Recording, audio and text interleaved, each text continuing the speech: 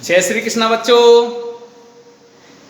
कल हमने जो आपको पढ़ाया था वो 2 पॉइंटों पर डिस्कस किया था, गोलीय दर्पण के प्रकार और चिन्ह पर पाटी। ठीक है ना। तो आज हम उसी टॉपिक को आगे बढ़ाते हुए लेक्चर नंबर 9 में एक बेहद आसान और इंपॉर्टेंट टॉपिक वो है गोलीय दर्पण से प्रतिबिंब बनने के नियम। ठीक है ना। Law of image formation by the spherical mirror. ठीक है ना। ये 4 नियम हैं इसके।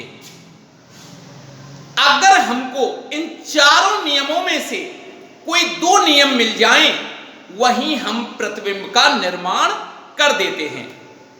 इस टॉपिक में मैं आपको एक बेहद अच्छी शानदार एक ट्रिक भी बताऊंगा।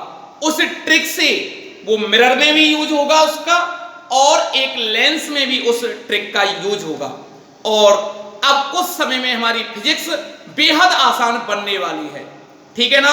और मैं गारंटी लेता हूं एक चीज की, एक अंक की, कि 1 अंक का क्वेश्चन इसमें से जरूर आएगा जो मैं आज पढ़ा रहा हूं। मात्र 1 नंबर का आता है। ठीक है ना। और वो इस ट्रिक से हम बेहद आसान बना देंगे उस नंबर को। ठीक है ना बेटा। तो देखिए, गोलीय दर्पण से प्रतिबिंब बनने के नियम।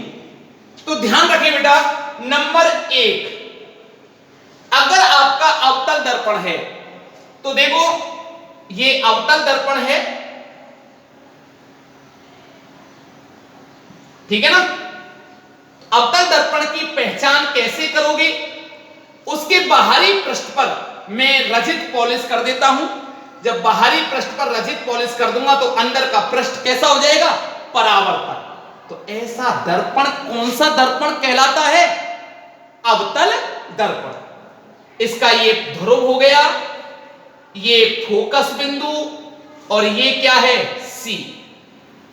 इधर अनंत और इधर अनंत। ठीक है ना।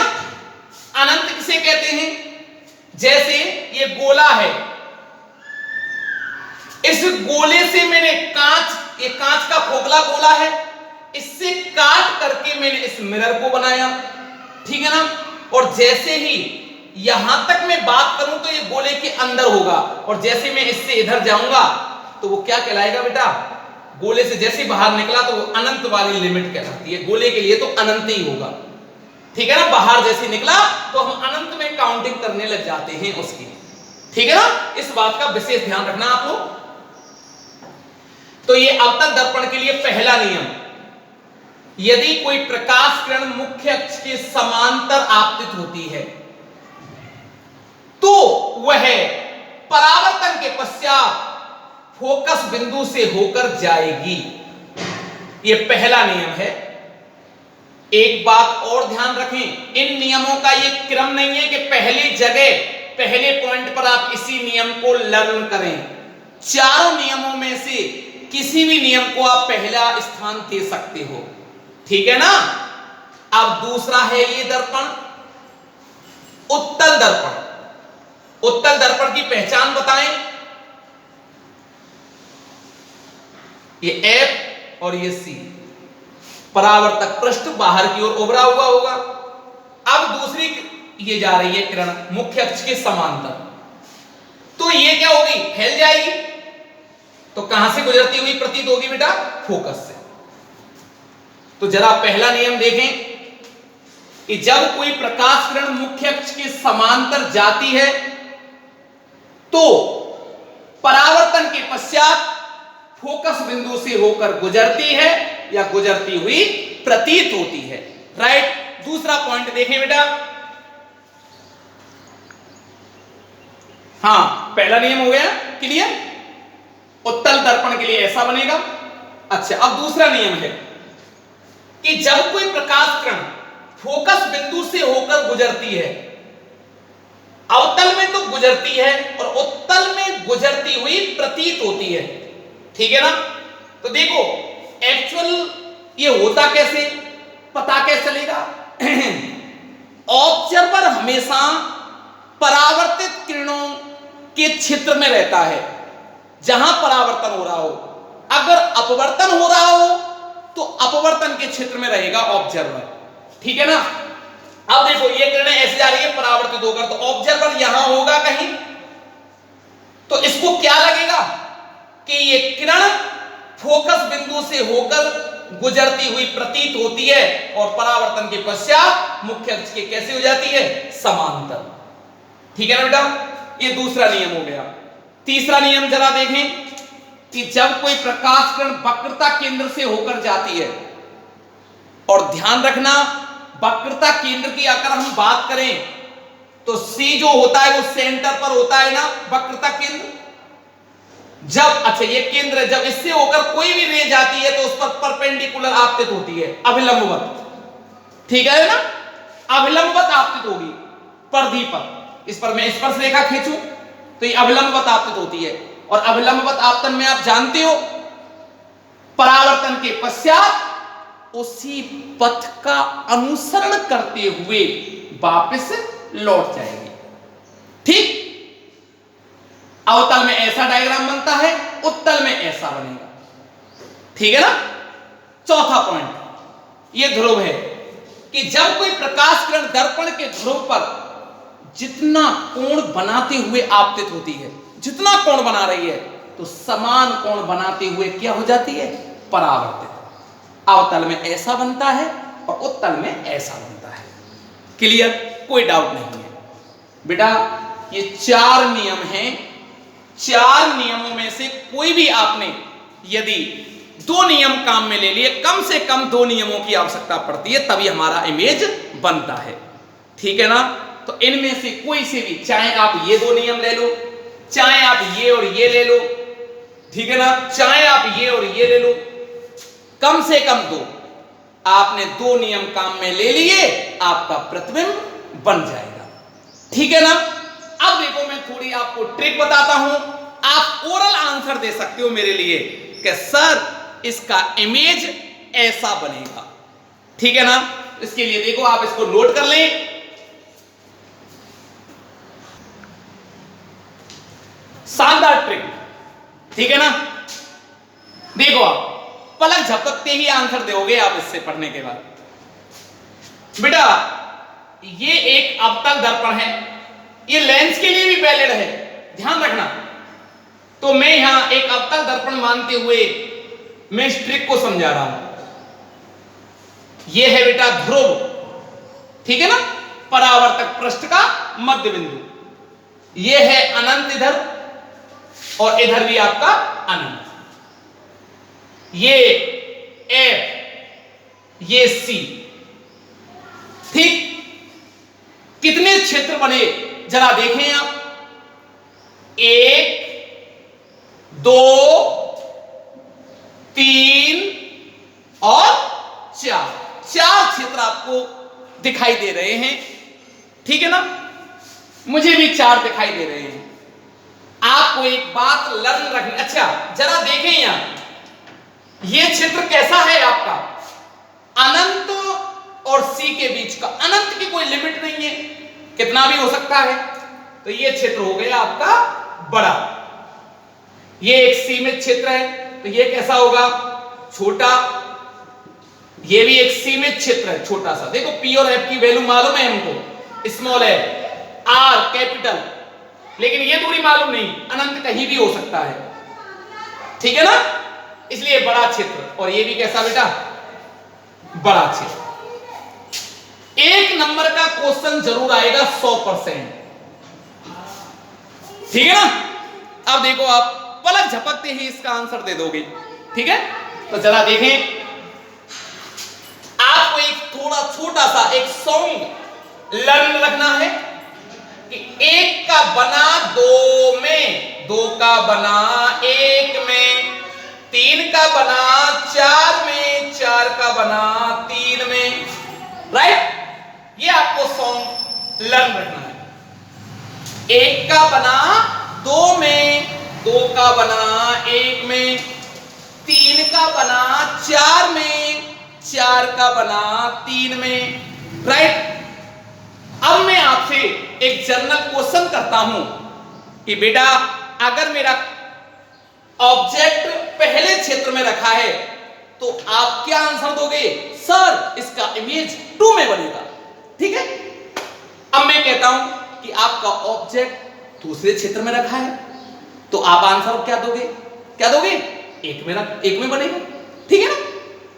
अब मैं कह रहा हूं कि आपका ऑब्जेक्ट 3 क्षेत्र में रखा है तो आप आंसर क्या दोगे? चौथे में बनेगा, और चौथे में रखा है तो 3 में बनेगा। ठीक है ना, ये क्लियर होगा। दूसरी बात क्या है? जैसा क्षेत्र है वैसा ही इमेज बनेगा। जैसा क्षेत्र है वैसा ही इमेज बनेगा। अगर देखो ये क्षेत्र कैसा है? बड़ा, तो इमेज कैसा बनेगा? बड़ा बनेगा। ये क्षेत्र कैसा है? छोटा, तो इमेज भी कैसा बनेगा? प्रतिबिंब कैसा बनेगा? छोटा। इसमें भी छोटा बनेगा और इसमें कैसा बनेगा? बड़ा बनेगा। ये चीज क्लियर हो गई। एक बात और ध्यान रखें, अगर दर्पण के सामने की बात आए, किसकी? दर्पण के सामने की बात आए, और सामने हमेशा किरणें मिलेंगी, और किरणें अगर मिलती हैं तो हमेशा हमेशा प्रतिबिंब कैसा बनेगा? वास्तविक। और वास्तविक प्रतिबिंब हमेशा बेटा उल्टा होता है। ठीक है ना, इन बातों का ध्यान रखना है। अब आप ओरल आंसर दे दोगे। ठीक है, एक शब्द और होता है जिसको मैं जरा आगे पढ़ाऊंगा डिटेल से, लेकिन यहां पे थोड़ा समझ लीजिएगा।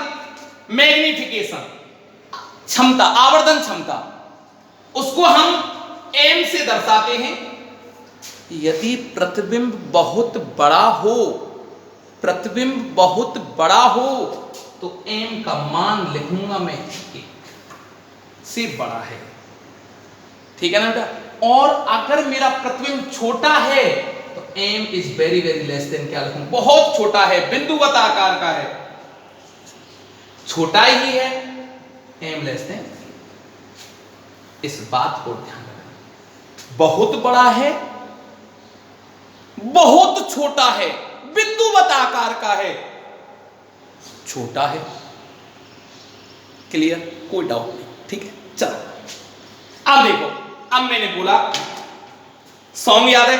1 का बना 2 में, 2 का बना 1 में। अगर मेरा ऑब्जेक्ट 1 में रखा है इस क्षेत्र में, तो बताओ इमेज कहां बनेगी? दूसरे में। तो आप आंसर क्या दोगे? सर एफ और सी के मध्य बनेगी। क्षेत्र कैसा? छोटा, तो छोटा प्रतिबिंब बनेगा। ठीक है, 2 चीज होगी, एफ और सी के मध्य बनेगा, छोटा बनेगा। अब जरा ध्यान रखो, दर्पण के सामने बन रहा है कि पीछे बन रहा है? सामने। और सामने कैसा होता है? वास्तविक। वास्तविक बनेगा, और वास्तविक हमेशा उल्टा। छोटा है, एम लेस देन ए। क्लियर? कोई डाउट नहीं। नंबर, अब मैं कह रहा हूं कि मेरा वस्तु इसमें रखी है दूसरे क्षेत्र में, तो आप आंसर क्या दोगे? पहले में बनेगा। कहां बनेगा? पहले में बनेगा। पहले में बनेगा, कैसा बनेगा? बड़ा बनेगा। बड़ा बनेगा, दर्पण के सामने है, वास्तविक और उल्टा। ठीक है, अगला, अगर मेरा ऑब्जेक्ट कहां रखा है? तीसरे क्षेत्र में। कहां रखा है? तीसरे क्षेत्र में। तो प्रतिबिंब कहां बनेगा? चौथे क्षेत्र में बनेगा। कौन से में बनेगा? चौथे में बनेगा। और चौथे में बनेगा, कैसा बनेगा? बड़ा। बड़ा बनेगा, बड़ा क्षेत्र है। दर्पण के पीछे बनेगा। दर्पण के पीछे किरणें तो मिलेंगी नहीं, तो कैसा हुआ? आभासी। और आभासी हमेशा कैसा होता है? सीधा होता है। चारों चीज होगी, दर्पण के पीछे, बड़ा, आभासी और सीधा। क्लियर? अब आप बता सकते हो आंसर। ठीक है ना। बड़े के लिए क्या आएगा? ठीक है ना, 1 से बड़ा। जरा देखें इसमें कितने पॉइंट बन रहे हैं अवतल दर्पण में। एक बार तो वस्तु कहां रखी हो? अनंत पर। ठीक है ना, लिख सकते हो अनंत के लिए। दूसरा क्या है? वस्तु कहां रखी हो? अनंत और सी के मध्य। 2 कंडीशन। तीसरी कंडीशन सी पर रखी हो। चौथी कंडीशन सी और एफ के मध्य रखी हो। ठीक है ना। 5वीं कंडीशन एफ पर रखी हो, एफ पर। और छठी कंडीशन P और F के मध्य रखते हैं। 6 कंडीशन होती है। अब आप कहते हो कि सर दर्पण के पीछे रखी हो। भैया दर्पण के पीछे तुम्हारा प्रतिबिंब दिखेगा क्या? आप दर्पण के पीछे खड़े हो जाओ और कहें कि मेरा इमेज कैसे दिख रहा है, क्या ये संभव है? तो क्वेश्चन पूछने से पहले ये भी सोच लिया करो कि ये क्वेश्चन हम सर से उचित पूछ रहे हैं कि अनुचित पूछ रहे हैं। दर्पण के पीछे खड़े और आप पूछ रहे हो सर ये भी केस बनेगा क्या? ऐसा संभव है क्या? कभी भी संभव नहीं है। राइट बेटा? अच्छा, तो हम इसके बारे में देखो, बहुत शानदार ट्रिक है, नहीं है कि बताओ? शानदार ट्रिक है। आप जर्नल, अब देखो जैसे बात करें रीट में, जो बच्चे जो स्टूडेंट्स रीट की तैयारी कर रहे हैं, ठीक है ना, उसमें तो मैं दावा के साथ कहता हूं 101% क्वेश्चन पूछा जाता है और आप ओरल आंसर देते हो उसका, ठीक है ना, इस ट्रिक का। ये ट्रिक बड़ी शानदार है, यही लेंस में अप्लाई होगी, ठीक है ना, लेंस में मैं इसी को अप्लाई करा दूंगा आपको, ठीक है ना। तो देखो बेटा, अब हम एक एक बात करते हैं। जब वस्तु अनंत पर रखी हो तो देखो, अनंत पर रखी होगी तो कहां बनेगा? फोकस पर बनेगा। फोकस पर बनेगा, कैसा बनेगा? बिंदुवत आकार का बनेगा, ठीक है ना, छोटा सा। दर्पण के सामने वास्तविक है और उल्टा है। दूसरा केस, एक एक लिखते चले अपन। नंबर 1, जब वस्तु अनंत पर हो, ठीक है बेटा, अनंत पर होगी तो इसका किरण डायग्राम कैसे बनेगा? यह है बेटा अवतल दर्पण। पहले अवतल दर्पण के लिए पढ़ रहे हैं अपन, ठीक है ना। नंबर 1 लिख देंगे अपन, अवतल दर्पण। अवतल दर्पण के लिए, और अवतल दर्पण में भी क्या है? नंबर 1 केस, ए, जब वस्तु अनंत पर हो। इसी प्रकार उत्तल के लिए पढ़ेंगे, ठीक है ना। ये अनंत, ये F, ये C और ये अनंत। ध्यान रखना, जब अनंत पर है तो जब कोई भी ऑब्जेक्ट अनंत पर होता है, कोई भी वस्तु, तो उससे जो रेज आती हैं, किरणें जो आती हैं, हमको ऐसा महसूस होता है कि ये किरणें समांतर आ रही हैं और समांतर ही आती हैं, ठीक है ना। जब कोई ऑब्जेक्ट, कोई भी वस्तु बहुत दूर स्थित हो, अनंत दूरी पर स्थित हो, तो उससे जब भी हमारे पास किरणें आएंगी हमारी आंखों तक, तो हमको ये महसूस होगा कि किरणें समांतर आ रही हैं। उस कल्पना को ध्यान रखते हुए अपन इन किरणों को इस प्रकार से बनाया जाएगा, ये समांतर आ रही है, ठीक है ना। तो ये पहला नियम ही फॉलो हो रहा है। जब कोई भी किरणें समांतर आती हैं तो वो 100% कहां से होकर गुजरती हैं? फोकस बिंदु से। तो फोकस बिंदु पर बेटा ये मिलेंगी, फोकस पर मिलेंगी। तो प्रतिबिंब का स्वरूप बोले, कहां बन रहा है? फोकस पर, फोकस F पर मिल रही है कि मिलती हुई प्रतीत हो रही है? मिल रही हैं। मिलती हैं तो बताओ वास्तविक, और वास्तविक हमेशा कैसा होता है? उल्टा और बिंदुवत आकार का, बिंदुवत। क्लियर? और m के रूप में मैं इसकी चर्चा करूं तो m is very very less then 1। Clear? कोई डाउट नहीं, ठीक है ना। जो मैंने बोला वो चमका। क्लियर? चलो सेकंड पॉइंट, जब वस्तु मेरी कहां स्थित हो? C और अनंत के मध्य, C और अनंत के मध्य स्थित होगी। तो जरा देखें आप, ओरल आंसर दो। पहले का बना दूसरे में, तो इसमें बनेगा। कहां बनेगा? F और C के मध्य। कैसा बनेगा? छोटा बनेगा। दर्पण के सामने तो वास्तविक बनेगा, और वास्तविक हमेशा कैसा होता है? उल्टा होता है, ठीक है। चलो इसका प्रारूप बनाएं।